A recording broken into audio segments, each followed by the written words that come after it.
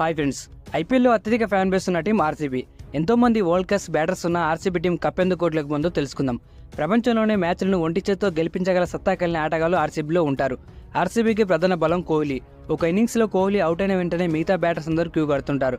RCB team ఎప్పుడూ విదేశీ ప్లేయర్ల మీదనే డిపెండ్ అవడం ఆర్సీబీ ఓటమికి ఒక కారణంగా కూడా చెప్పవచ్చు.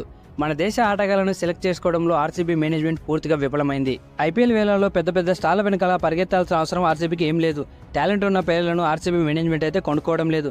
టాలెంట్ ఉంటే చాలు సీఎస్కే, ముంబై జట్టు టీంలోకి తీసుకుంటాయి. కానీ ఆర్సీబీ ఇందుకు భిన్నంగా కేవలం ఒకరిద్దరి మీదనే ఉన్న డబ్బులన్నీ అయితే ఖర్చు పెడుతుంది. ఇక బౌలింగ్ విభాగానికి వస్తే ఆర్సీబీ టీంలో బౌలర్లు లేరనే చెప్పాలి. ఎందుకంటే 2024 సీజన్లో ఆర్సీబీ గెలిచిన ఒక్క మ్యాచ్లో బ్యాటింగ్ ద్వారానే గెలిచింది.